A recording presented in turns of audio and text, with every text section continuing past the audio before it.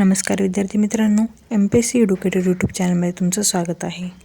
आजच्या महत्त्वाच्या प्रश्नांना सुरुवात करण्यापूर्वी तुम्ही जर चॅनलवर नवीन असाल तर चॅनलला सबस्क्राईब करा आणि बेल आयकॉनसुद्धा दाबा, म्हणजे नवीन व्हिडिओचे नोटिफिकेशन तुम्हाला वेळेवर मिळेल.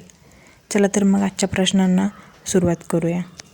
आजचा पहिला प्रश्न आहे, राष्ट्रीय व सार्वजनिक कार्यक्रमांमध्ये वंदे मातरमची पहिली 2 कडवी गायली जावीत असा वंदे मातरम संदर्भात ऐतिहासिक निर्णय काँग्रेस कार्यकारी समितीने कोणत्या वर्षी घेतला होता? पर्याय ए 1920, पर्याय बी 1930, पर्याय सी 1937, पर्याय डी 1942.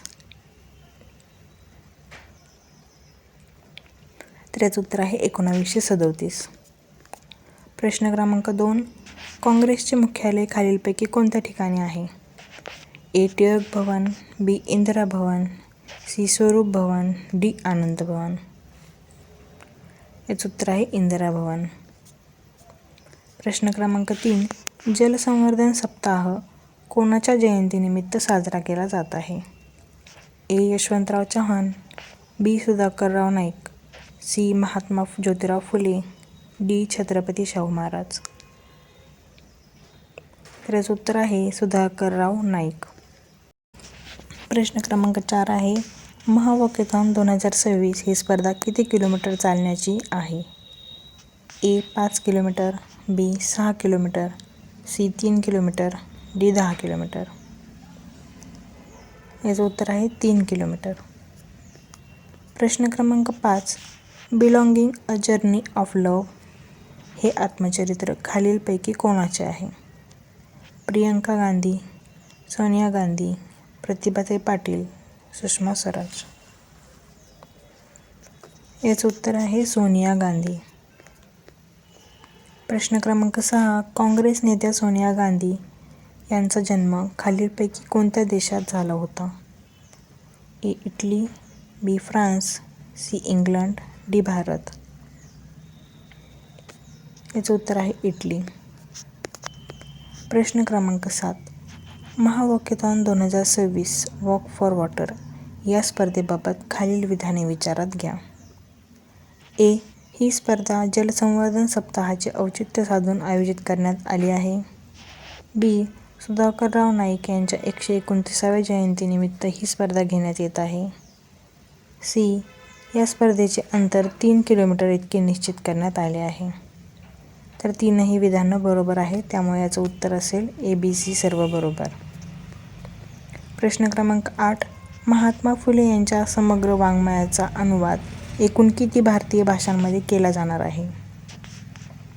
ए 5 भाषांमध्ये, बी 7 भाषांमध्ये, सी 10 भाषांमध्ये, डी 12 भाषांमध्ये. याचं उत्तर आहे 7 भाषांमध्ये. प्रश्न क्रमांक 9, बांगलादेश नवीन अध्यक्ष म्हणून कोणाची निवड करण्यात आली आहे? ए शेख हसीना, बी खालिदा झिया, सी मिर्झा फखरुल इस्लाम आलमगीर, डी तारिक रहमान. याचं उत्तर आहे मिर्झा फखरुल आलमगीर. प्रश्न क्रमांक 10, 28 ऑक्टोबर 1937च्या काँग्रेस कार्यकारिणीच्या बैठकीत वंदे मातरमबाबतचा ऐतिहासिक ठराव खालीलपैकी कोणाच्या सल्ल्यावरून मंजूर करण्यात आला होता?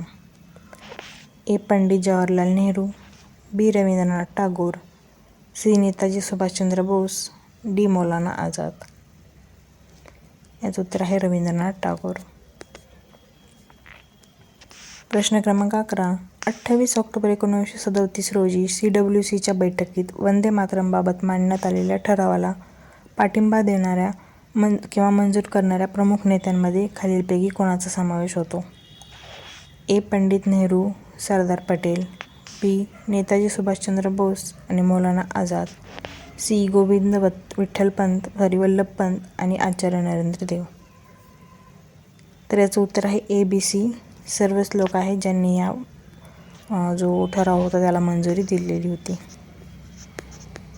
प्रश्न क्रमांक 12, the curious and the classified या पुस्तकाचे लेखक कोण आहेत? A general Manoj Pande, B general Manoj Naravane, C general Anil Chauhan, D general BS Raju. याचं उत्तर आहे जनरल मनोज नरवणे. प्रश्न क्रमांक 13.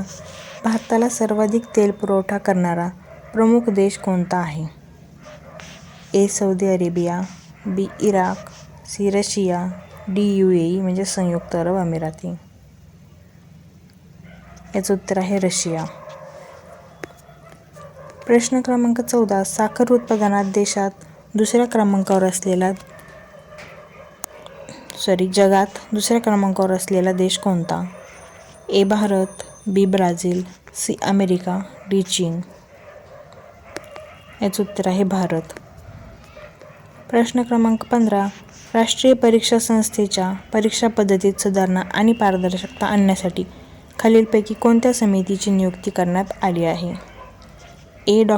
के. राधाकृष्णन समिती, बी. नंदन निलेकणी समिती, सी. तुषार मेहता समिती, D. A and B both. तर याचं उत्तर आहे ए अँड बी बोथ. डॉ. के. राधाकृष्णन समिती आणि नंदन निलेकणी समिती या दोघंही राष्ट्रीय परीक्षा संस्थेच्या ज्या परीक्षा पद्धतीत सुधारणा केली जाणार आहे त्या संबंधित समित्या आहेत.